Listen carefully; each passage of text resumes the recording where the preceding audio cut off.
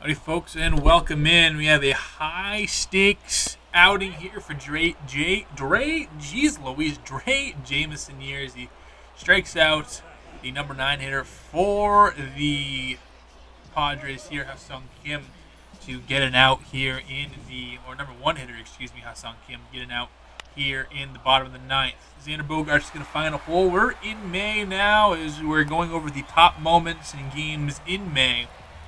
And a hot start, or not a super hot start, as tie ball game incoming here as Manny Machado dumps it in front of Rafaela, and we have a tie game on our hands. We had one of the better months, still 13 and 20 to end things in April, but we have the resurgence, or not the resurgence, but the emergence of Jazz Chisholm wearing a Rockies uniform, how great he's been. We have a whole bunch of stuff to look forward to. Luzardo has been great. We did send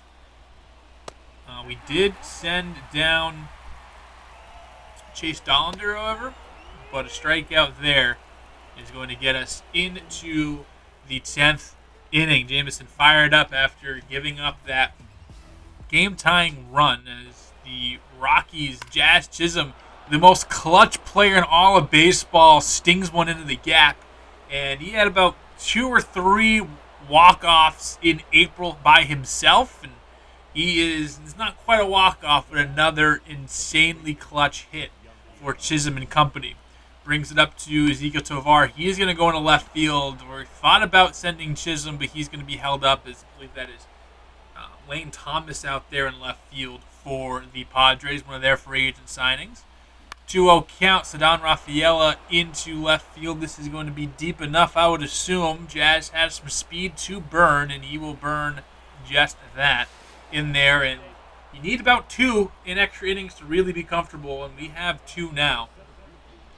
Going to force Luke Little to come into the game, just 3 games into his 2027. Looking all right. Willie McIver getting the start today. 2 for 3 on the day, so some production in the bottom of the lineup. However, he will go down swinging on 3 pitches against Little, and that will bring us into the bottom of the inning. Justin Lawrence coming out gets a Lane Thomas swing that just makes him look silly. Just a credible pitch and gets them all tied up. And with 2 down, looking straight down the pipe, Jake Cronenworth can't get in the bat. Off the shoulder, we take a game here in this Padres series. Score of 7-5 thanks to Jazz Chisholm and Ceddanne Rafaela getting us on the scoreboard twice in the late innings there. We now have a full game against San Diego as we stay here in Petco Park as the 16-21 Rockies and the 16-19 Padres get after it. Again, put together a couple of wins here to begin the month. We're taking on Dylan Cease. The ERA looks terrible, but striking out over 25% of the batters he faces. And we know what kind of pitcher Cease is. He can have these variables just because he walks a whole bunch of guys. 3-2 count for Chisholm, and he will walk Jazz, who takes a beautiful pitch on the inside part of the plate. Maybe could have gone either way, but it went our way. 3-2 count with 2 outs. Teoscar Hernandez is going to get the scoring started, lacing a single down the line. 103 off the bat. An absolute rocket. And Cronenworth couldn't, or actually Luis Campusano, I believe, playing first base, could not get to it. Donkeil Fernandez with 2 strikes on him is going to lift this slider lazily into center field, and the center fielder won't even get it as Kim ranges back to put it away. And Teoscar Hernandez starts us off early with a big hit. 1 hit for the Rockies, 1 run. Bobby White getting the start. The Great White Hope hasn't quite been that. Had an ERA north of 5, I believe almost in the 6s. Last year through 7 games and 34 innings pitched here. Again, has a pretty rough ERA. Does get the strikeout on Kim there to begin the game, however. In the games that we've seen Bobby White pitch, with exception to the game in Atlanta last year, we gave up 96 home runs. He's looked really, really, really good. So it might just be a case of we're catching him on some good days. But he throws a perfect first frame for the Rockies. Zach Veen is going to go swinging over that Cease changeup, and that's what really separates Cease. He can throw the ball 100 and dot it wherever he wants, and then he has a slow changeup that just gets those hitters off balance. Romo smacks a single. He's taking off for second base, and Brenton Doyle, the center fielder who can catch any ball out there, can't hit off the tee, is going to end our inning. Dale Amador tries to apply the tag and won't be able to get the runner either. Jackson Merrill too fast, so an error is going to be assessed to Amador. Just couldn't quite make up his mind. However, they do get the double play they were looking for. Yanquiel to Ezekiel Tovar, back to Yanquiel Fernandez to kill two. Still a runner on third, though. Yanquiel Fernandez, first full season playing the field for us. He's looked really good. Again, a guy who we moved out of the outfield, not because he couldn't play it, mostly I just don't think his athletic profile would have done well in Coors Field, so we moved him over to first base, and he's been excellent from the short time we've seen him. Wouldn't say he's a Gold Glover or nothing, but he's been just fine over there at first base as we leave the runner on third. Dale Amador is going to lead us off. He's going to hit right in the elbow guard. Good thing he's wearing it. As he is going to drop the bat, hit over to first base. That circle change so deadly gets Nolan Jones, one of the best hitters in all the game. A slider fooled Hernandez. It was right down the middle. He might have been thinking fastball. And then once he figured out he didn't have the timing right, just held up. Hassan Kim trying to do the same. He, however, is going to be victim of the drop third strike throw over to first base. And Xander Bogaerts right at the knees. Hurts to see my sweet prince Xander Bogaerts go down on strikes, but hey, man, that's how the game is played. Josh Hernandez going back into right field. This time won't score a run, but will get Jazz over to second base as he's in there. Runners on the corners, 2 down for our 5, 6, 7 in the lineup. Yanquiel trying to do something with it, but literally pulled the string on the changeup. He is way out in front, and I truthfully don't blame him all too much. I really don't. Fernando Tatis Jr. is going to lay into this one. This is high. This is deep. This one is into the building.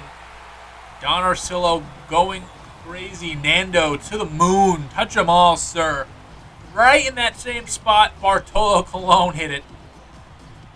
And look at this. You can't leave that there for one of the best hitters in all the game. One of the best players overall in all the game. He takes that 400 feet and clanks off some bricks. Lane Thomas down the line. He has a lot of speed. This will be an easy stand-up double for him. Jazz does get it in, however. Nolan Jones, a good effort on it, but couldn't quite rail it in. Be a stand-up double for Thomas. However, he will stay at second base as Ha-Seong Kim grounds out to Ezekiel Tovar, Gold Glove winner in his past. And that will do it. Fernando gets them on the board. It is 1-1, 4 hits apiece, and a pretty identical box score heading through the end of fifth. Zach Veen is going to do the inverse to Oscar Hernandez, a hardly hit ball down the left field line this time, going opposite field still, and yet 2 on. Jay Groom in the game as Dylan Cease's pitch count is a little too high for the Padres' liking, and even though it was lefty-lefty, being able to win the matchup, he's been good. He's been fine for us in the semi-breakout season. He's doing some good things for us and really taking a hold on that right field job.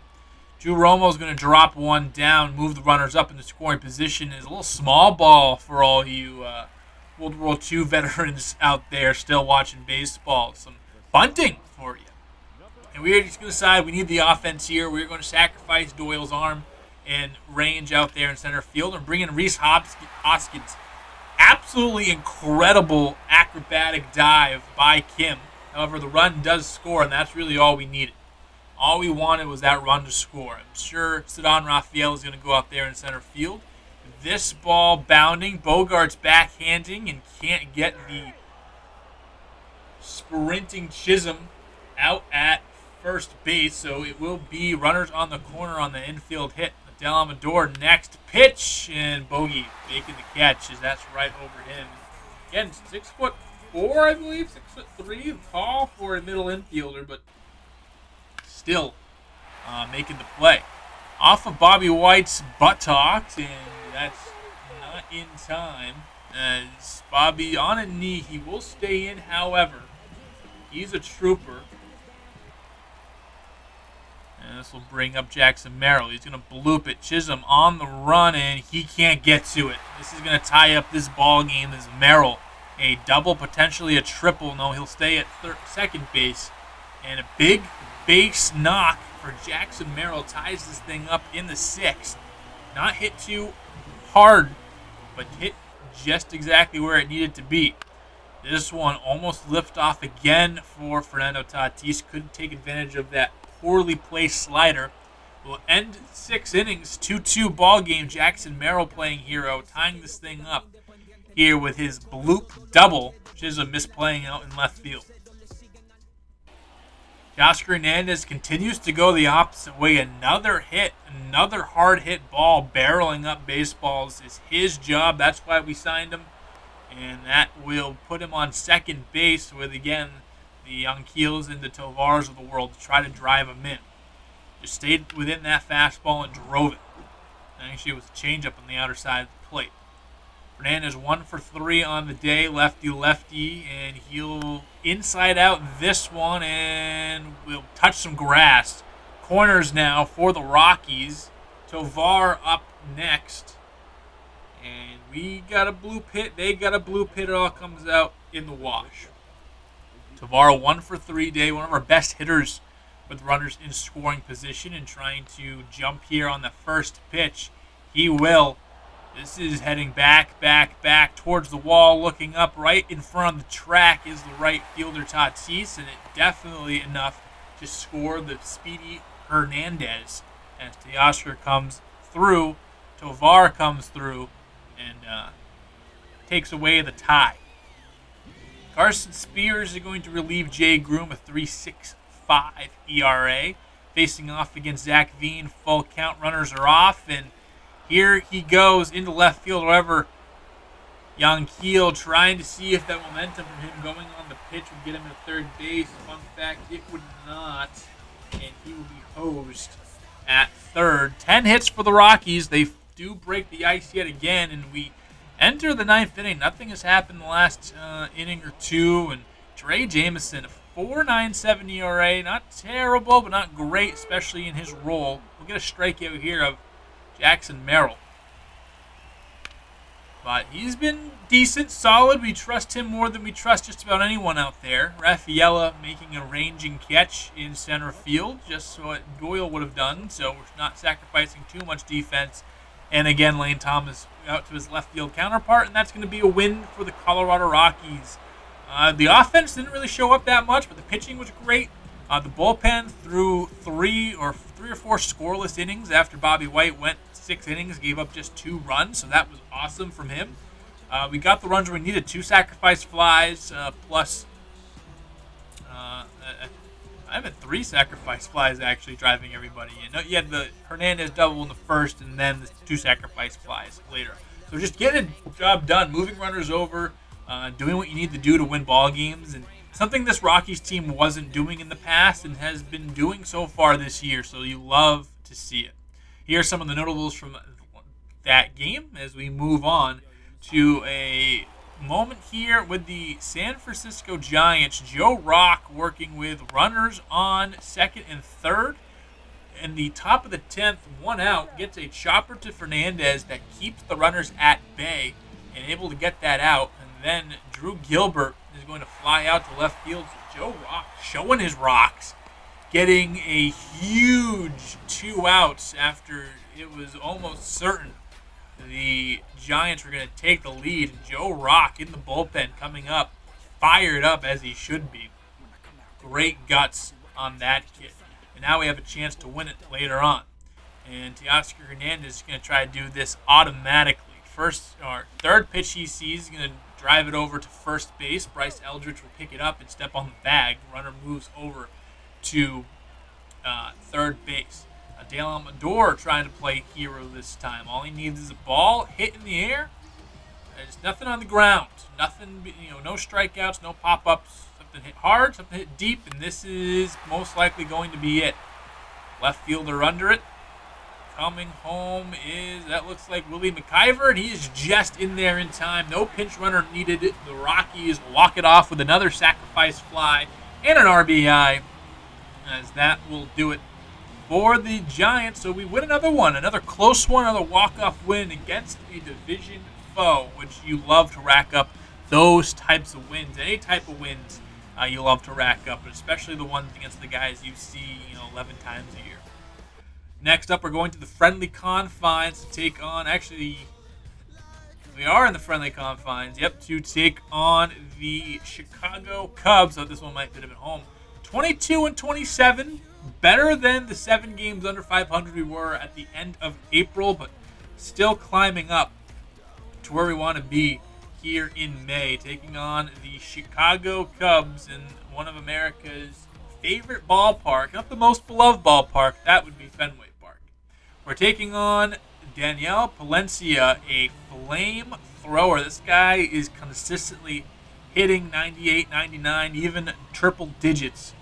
He does get hit around a bit, command issues, things like that. He has Jazz Chisholm, who introduces himself. This one straight away center field, 106 off the bat. You like Jazz? Get out of here, ball. That's a home run to lead off the game from Jazz Chisholm. I feel like we've seen Mookie Betts just hit leadoff home run after leadoff home run to begin games for the better part of the last decade plus. Jazz Chisholm trying to get that seat at the throne, get that seat at the table, is one of the best leadoff power hitters the game has ever seen. Starts things off with a home run. Teoscar Hernandez is going to pop up that 100-mile-per-hour fastball into center field, and that will do it for the first inning. Rockies score on the Jazz Chisholm bomb, and it is 1 hit, 1 run for the Colorado Rockies, and Bud Leonard is going to be on the mound for the Rocks. 4.36 ERA, 1.32 FIP. Strikeout rate at 19, but a walk rate of just 7, so he's not allowing too many guys on base freely. Nasty curveball to get Dansby Swanson chasing, and that is 1 out for Bud Leonard and the Colorado Rockies. Look at this pitch. Just absolutely falls off the table. I mean, Adam Wainwright type stuff right there from Bud Leonard. Curveball again, doesn't quite get the strikeout, but does get the weak contact. Spencer Torkelson only touched that about 60 miles per hour into the dirt, and that picks up the out. Ezequiel Tovar will go up the middle, off of the foot of Palencia, and enough wiggle room to get him over to first base, as Yohan Moncada wasn't able to get it in time. Palencia shaken up a bit, will be seen by the trainer and his manager, but ultimately will stay in the game and strikes out Brenton Doyle here now in the 3rd inning.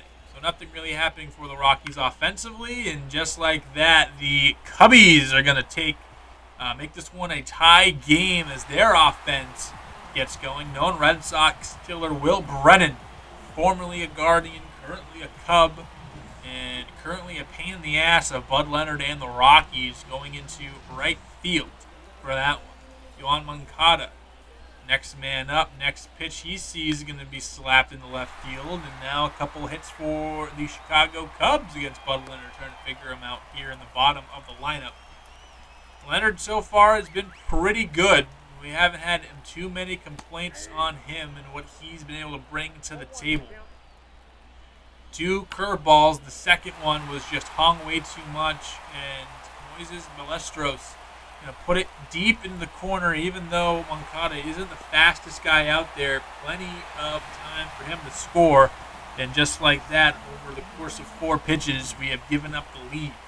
Dansby Swanson is going to hit that hanger. Jazz Chisholm's shoestring catch almost could have been trouble. It could have been hit a lot farther if Swanson got a better piece of it. Luckily for us, he did not. Pete Crow Armstrong will watch that pitch in the dirt. Balestros thought he could get to third base. Drew Romo had other thoughts, and he is going to gun out his fellow backstop. Ball did not scoot away too far. You would think that a catcher on second base of anybody would have the best knowledge on when to go and kind of be able to read that ball, but he was not able to. Torkelson not able to expand that lead. 2 runs in the frame, but still a 2-1 ball game. Colorado not too far away from tying this thing up. Drew Romo smacks this one to left field. That's going to drop easily. Aggressive base running over to third base is Zach Veen. He's in there. Following him is Romo into second base. Heads up base running from both of our 2 former top prospects. And really some great base running, which puts 2 in scoring position for Brenton Doyle. Now, even if he doesn't do anything, you have Jazz and then Amador following. And Doyle will deliver. He's going to go into right field over the glove of Spencer Torkelson. That will plate 1, tie ball game, thanks to Brenton Doyle's base knock. Slapped it. Jazz Chisholm will strike out in the circle change, much like Cease. Extreme velocity with the fastball and a slow changeup to change up those speeds. Dale Amador sauces one into right field. This is easily going to plate 2 runs, going all the way over to third in a triple for Adele Amador, kicking down the door and making this one a 4-2 ball game as the Rockies offense coming alive here in the 5th inning. Nolan Jones opposite field. Is it going to stay fair? No, it will not. The windy Chicago area is going to keep that one from getting out and absolutely pulverize that baseball, but right at the Gold Glover, Dansby Swanson. So he'll settle with a 99 exit velocity out, unfortunately. Teoscar Hernandez will try to get the run home, but actually Palencia wanted to give it up anyway. He throws it into that cavernous backstop at Wrigley Field and scores the run. Yanquiel Fernandez now finds himself up with Teoscar on first base. 1-0 count. Absolutely murdered. Folks, that baseball had a family. They will be notified shortly. 7-2. Yanquiel Fernandez liftoff has now been Brown in the game. 108 off the bat. 430 the distance on that one. Every stitch you could hear crying for help, for mercy. Yanquiel not going to give it to him. Zach Veen pops this one straight up into the air, waving everybody off as a third baseman, and that will do it. Chris Morrell puts it away, and not before a few come across the score. A 1-2 ball game now ends the 5th at 7-2. The Rockies piling up hits, piling up those runs.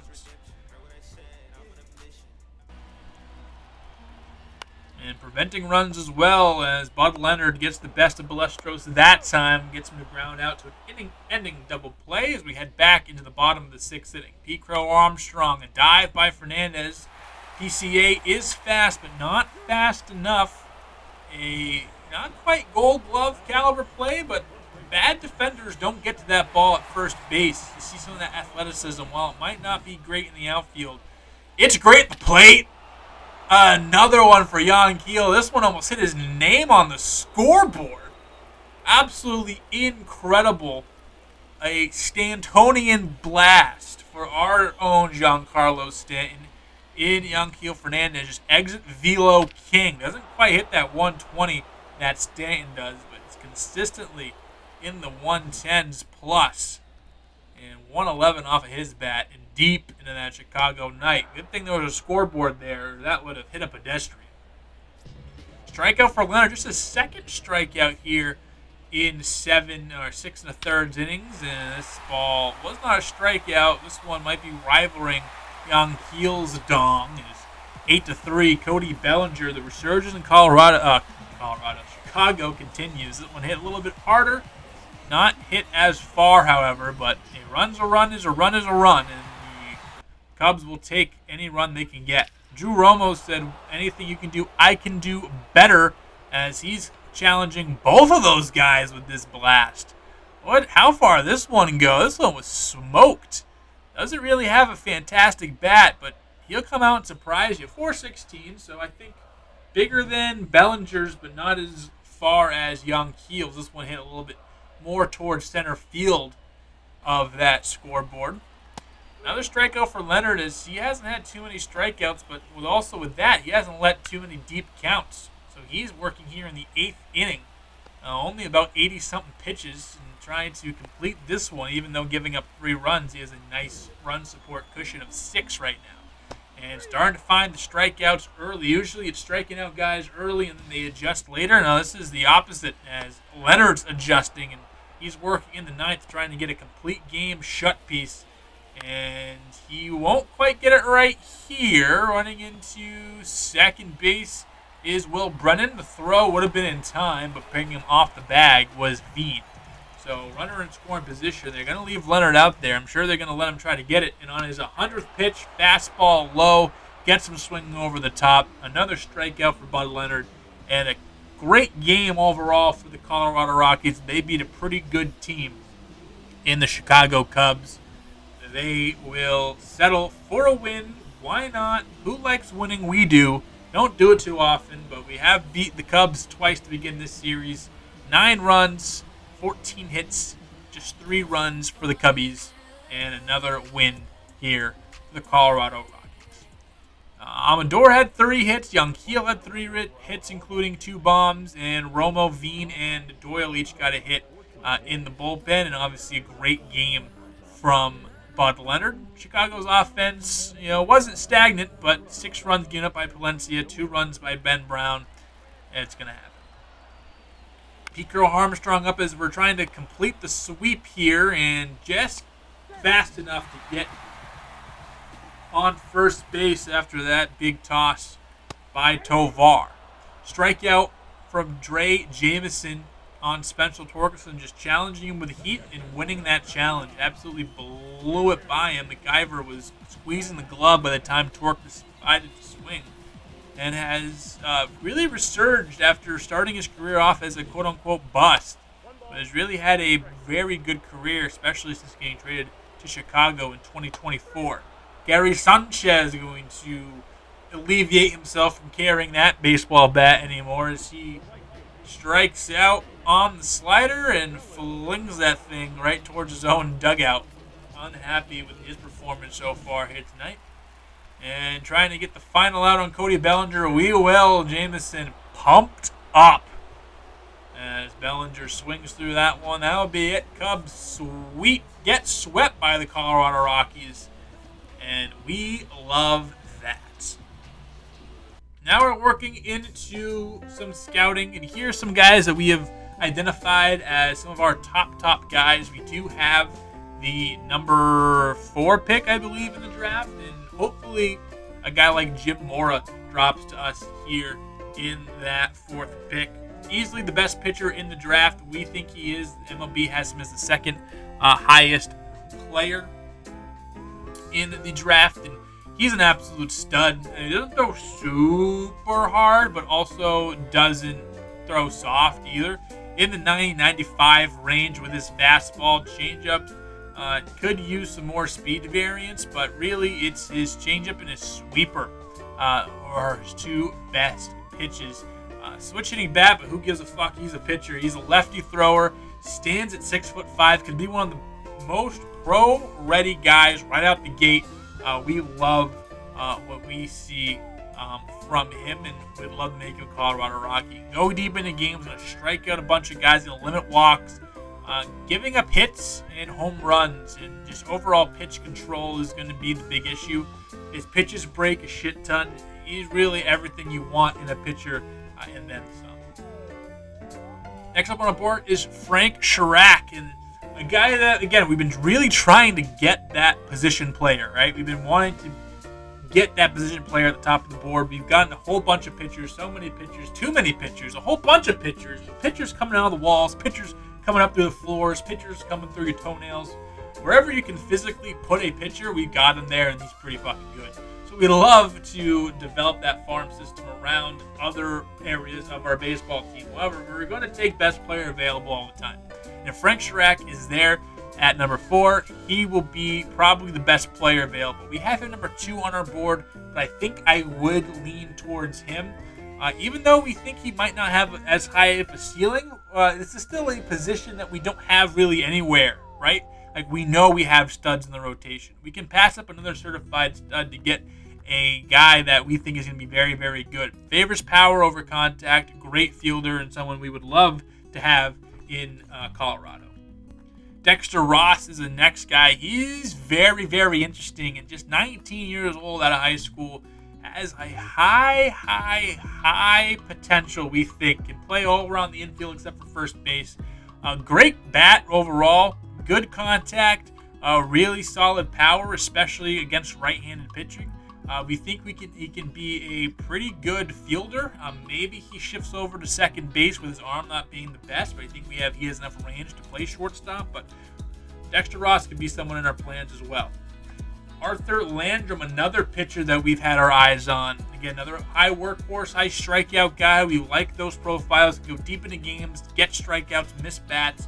Home runs are his biggest concern. But again, it's one of those things where we either get super high home run preventing pitchers, and then they kind of equal out because you're going to give up home runs, of course, no matter who you are. Or you can get guys with stuff, and if home runs happen, home runs are going to happen anyway. So we've kind of gone back and forth with that philosophy, but it is what it is. Right-handed thrower, not as big as Mora, just 6'2", 218 right now at 21 years old. Four-seam changeup, two-seam slider. Four-seam changeup seemed like his two best pitches, kind of all in the same velocity rate as Mora, so just another guy we were looking at. Here to end the month, we sit 26-35, fourth in the West, and again, this is starting to not look like as magical of a year as I thought it would be, but still a pretty good year nonetheless. Still better than we've been in any other position. Looking at the roster, we've seen Dollander pitch better in AAA. We're still not comfortable bringing him back up yet. As we kind of look here, any of roster moves, if any, happen here. We're showing them right now. Karinchak hasn't been fantastic either, but everyone else in the bullpen has been pretty solid. And that's it. So that's going to do it here in Colorado. We will see you next time here with some more Rockies. Thank you for watching.